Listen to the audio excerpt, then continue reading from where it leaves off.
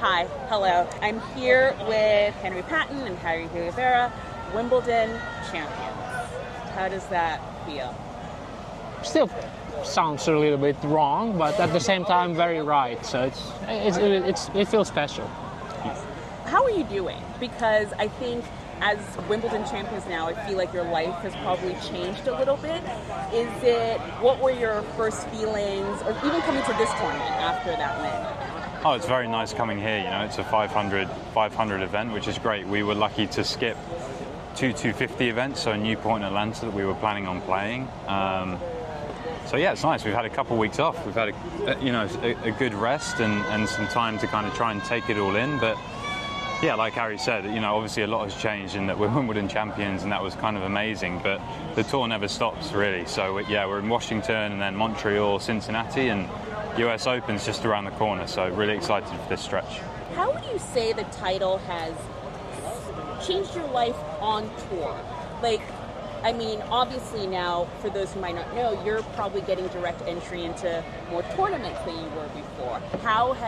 What are the immediate impacts of becoming Wimbledon champions? Yeah, I think that's the biggest thing for us. We were supposed to play the smaller events, then you're kind of waiting a little bit if you get into some events or not. But now all of a sudden we can basically choose which events we want to play, and of course we choose the biggest ones, the ATP 500s, 1000s, the Grand Slams, and it looks like we could also be in the ATP finals after the Wimbledon win. So the calendar gets much easier. Yeah. The planning is easier, but at the same time, it's the matches won't be easy. The tournaments will be bigger, but the matches will also be more difficult. So that's a big challenge. I always want to ask this of double players, but how did you meet? I can't remember when we met. So Harri played with another Brit, Lloyd Glasspool, for a long time. So I imagine we met at some point. I think you came over one Christmas to train with all of the Brits in London. So I guess we first met there, and we got along fine, but didn't really talk all that much. And then the British coach Louis Caillet kind of told us to get together, and went from there. And I'm glad that I know Harri a little bit better now. It's worked out quite well. Yeah. So I started following you guys because I listened to the tennis podcast on Filter. Oh yeah. I believe your coach. Yeah, Calvin. Is a co-host of. A lot of people don't know doubles players. They don't. I think in the States, especially, the Bryan brothers are the last people I think people can sort of hold on to and say, oh, I know who they are. How do you think the doubles game has developed or can in the future to make it kind of what it was like that back then, where you could just spot the Bryan brothers and they were like a big deal on tour? Yeah, well, it's a really complicated issue. Obviously, we would like doubles to be kind of more in the spotlight. I think, being realistic, it's never going to be bigger than singles or anything like that, and I don't think that's what we're after. But I think definitely kind of visibility of doubles seems to be quite hard for fans to access to watch. I'm sure that people didn't really know who we were before that Wimbledon final, and that Wimbledon final, fortunately, was broadcast kind of all around the world on ESPN or BBC or in Finland on national channels, and that created a real buzz. So, yeah, hopefully we can do that. They're trialling some new changes. I think potentially we're going to be mic'd up for some of the matches here, so yeah, that could be interesting. Hopefully it's not live, because I think that would be a risky move. Shortening the time between points. So yeah, they are kind of thinking about it, but I think certainly kind of the visibility and creating that connection between the players and fans would be a really good place to start. Well, let's start with the shoe, because I think since you won the title, most people know you, Henry, as a former IBM data collector, and you, Harri, as someone who used to work in the airport. But who are both of you? What can you tell a fan who's never met you, trying to get to know you, get into doubles? What would you say? Wow,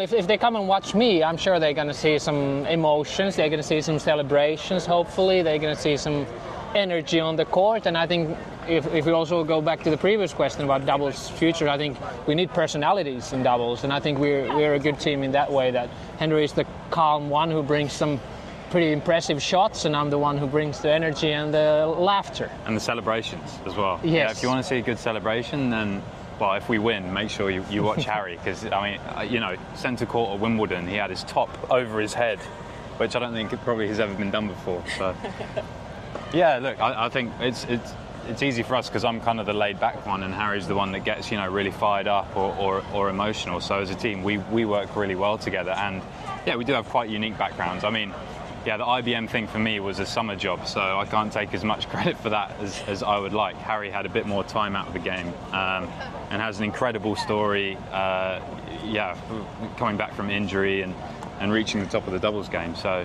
yeah, there are those kind of really interesting stories in doubles, and you see it a lot. And yeah, you get a lot of guys from college, and yeah, interesting personalities across the board. So, yeah, watch more doubles. That's the message. Do you have a team name yet? No, we don't. Do you have any suggestions? Our names don't really, the Finnish and the British name, it doesn't really gel. Like Patten Heliovaara, it doesn't really roll off the tongue. Double H. Oh yeah, H squared or double H. Yeah. Okay. It's not quite triple H, but double H. We'll go with that. Yeah. We're going to trial that team name. Yeah. You brought up college. You are a former college player here in the States. Yeah. I think college tennis is having a moment. There are just so many people who came out of college and then are now playing professional tennis. Do you think that is a really good pathway or an option for some people? Yeah, it's a great option. I would say probably for 90% of juniors that are good at tennis, it's probably the best option. There's always going to be that 10% of, or even less maybe, of really talented, amazing juniors. You look at Alcaraz, it would have been crazy for him to have gone to college, but for most people it's a great way to pursue education and pursue tennis, and I think people are really realizing that now. It's taken very, very seriously, and yeah, I mean, for me and for most other people, it's great because you get your college education pretty much for free, and you get some of the best training that you could possibly get for free, and you make lifelong friends and meet new people, and yeah, I can't speak hardly enough of it, to be honest. So when you came together as a pairing, did you have any goals? And now that you're Wimbledon champions, yes you are, have those changed? Well, of course we had goals. I think Grand Slam win or that kind of success was somewhere up there, but we didn't expect it to happen this quickly. I think the goal for this summer was to play the biggest events, the ATP 1000s in Montreal and Cincinnati, and we made that happen. But of course, Grand Slam win changes things. And I think now we can say the goal is to win another one. I think that's a very good goal. Let's not be too satisfied with one. Yeah, I'd agree. I don't have much more to add to that. We probably need to have a discussion about it. Really, we haven't done it yet. We've taken. Maybe we took a bit too much time off. We should have spoken more. But yeah, we'll figure it out. Yeah. Last question comes from my co-host, Nick Carter. He was wondering, when in your career did you decide to pick doubles versus singles? Was that a conscious choice, or did you just fell into that specialty?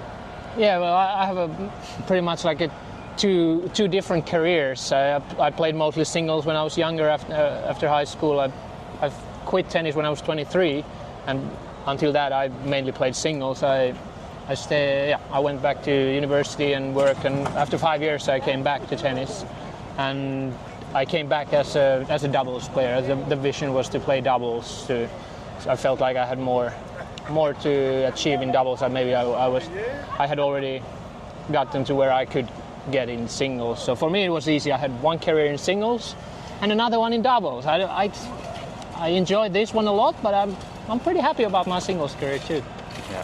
Yeah. For me, me and Julian Cash had a big breakthrough year. So we were both playing singles and doubles at that point. But I think my ranking, I think it was like 470, somewhere around there.